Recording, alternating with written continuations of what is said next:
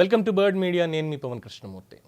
Joseph Vijay Tamil Nadu ముఖ్యమంత్రిగా బాధ్యతలు చేపట్టిన వెంటనే ప్రజల్లో ఉన్నటువంటి అంచనాలు అందుకుంటూనే కొన్ని నిర్ణయాలు తీసుకుంటున్నారు. పరిపాలనలో తనదైనటువంటి ముద్ర వేయడానికి ఒక మంచి నిర్ణయం కూడా తీసుకున్నారు. అయితే ఇంకొక వివాదాస్పద నిర్ణయంతో ప్రస్తుతం మళ్ళీ రాజకీయ చర్చలకి సెంటర్ పాయింట్ అయ్యారు.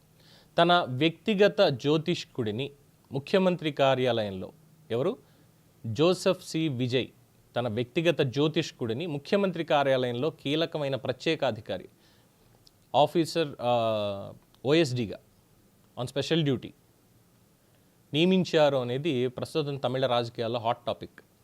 ఎందుకంటే విజయ్ రాజకీయ కార్యక్రమాలు సమావేశాల్లో ఆ జ్యోతిష్కుడి ప్రభావం, అనేక రూమర్లు ఇవన్నీ కూడా ఉండేది. కీలకమైనటువంటి నాయకులు విజయ్ని కలిసేందుకు వెళ్తే ఆయన కంటే పక్కనే ఉండే ఆ జ్యోతిష్యుడే ఎక్కువగా స్పందిస్తాడు అనేటువంటి ప్రచారం కూడా జరిగింది. ఇప్పుడు అదే వ్యక్తికి ప్రభుత్వ వ్యవస్థలో అధికార స్థానం దక్కింది అన్న వార్త ఆ ప్రచారాలకి మరింత బలం చేకూరుస్తుంది. ముఖ్యమంత్రి కార్యాలయంలో ఓఎస్డీ స్థానం చాలా కీలకమైంది. ప్రభుత్వ ఫైళ్లు, విధాన నిర్ణయాలు, ఉన్నతాధికారుల నియామకాలు, రాజకీయ వ్యూహాలు, ఇలా అనేక సున్నితమైనటువంటి అంశాల్లో ఆ పదవికి ఒక ప్రభావం చూపించేటువంటిది ఉంటుంది. అలాంటి బాధ్యతాయుతమైనటువంటి స్థానంలో అనుభవజ్ఞుడైనటువంటి అధికారి లేదా పరిపాలనా నిపుణుడిని నియమించుకోవాల్సింది పోయి జ్యోతిష్కుడిని ఎంపిక చేసుకోవడం వెనక అసలు ఉద్దేశం ఏంటి అని ప్రశ్నిస్తున్నారు. ఇది కేవలం ఒక నియామకం కాదు, ముఖ్యమంత్రి నిర్ణయ ప్రక్రియ మీద వ్యక్తిగత విశ్వాసాల ప్రభావం ఎంత ఉంది అన్న సందేహాలను కూడా తెర మీదకు తీసుకొస్తోంది. ప్రభుత్వ నిర్ణయాల్లో రాజ్యాంగబద్ధమైన విధానాల కంటే జాతకాలు, గ్రహగతులకి ప్రాధాన్యత పెరిగే అవకాశం, ప్రమాదం కూడా ఉందంటూ విమర్శకులు ఆరోపిస్తున్నారు. ముఖ్యంగా హేతువాదం, ద్రవిడ సిద్ధాంతాలు బలంగా ఉన్న తమిళనాడు రాజకీయాల్లో ఈ వ్యవహారం మరింత సున్నితంగా మారింది. ఎన్నేళ్లుగా మూఢనమ్మకాల వ్యతిరేకతను రాజకీయ సిద్ధాంతంగా చెప్పుకుంటూ వచ్చిన రాష్ట్రంలో ముఖ్యమంత్రి స్థాయిలో ఇలాంటి నియామకం జరగడం ప్రతిపక్షాలకు ఆయుధంగా మారే అవకాశం ఉందంటున్నారు. అయితే వ్యక్తిగతంగా ఎవరికైనా ఆధ్యాత్మిక జ్యోతిష నమ్మకాలు ఉండడం తప్పు కాదు అని విజయ్ అనుచరులు చెప్తూనే, వ్యక్తిగత విశ్వాసాలు ప్రభుత్వ వ్యవస్థలో అధికారిక నిర్ణయాల ప్రభావం చూపే స్థాయికి వెళ్తే మాత్రం ప్రజల్లో అసహనం కానీ అనుమానాలు కానీ రావడం ఖచ్చితంగా ఉంటుంది అని చెప్తున్నారు. సో సినిమా ఇమేజ్ రాజకీయాల్లోకి ఇక్కడ పనిచేయదు బాబు. ఇప్పుడు ఇక్కడ కావాల్సింది ట్రాన్స్పరెన్సీ, అలాగే పరిపాలన సామర్థ్యం, నిర్ణయాల మీద నమ్మకం అనేది కావాలి. అంతేగాని జ్యోతిష్కుల్ని పెట్టుకున్నారా ఇంకోటాని కాదు.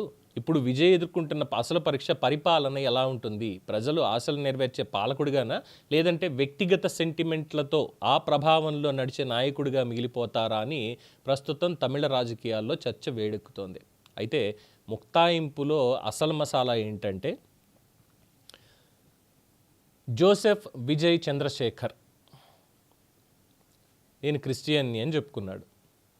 ఇక్కడ చూస్తే జ్యోతిష్కుడు, విజయ్కి పర్సనల్గా జ్యోతిష్కుడు అంటే నాకు తెలిసి ఎవరు కూడా క్రిస్టియన్స్ ఎవరు ఈ జాతకాలని, జ్యోతిష్యాన్ని నమ్ముతారు.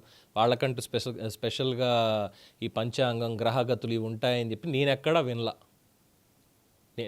వినలేదు. ఇప్పటిదాకా కూడా నేను వినలేదు.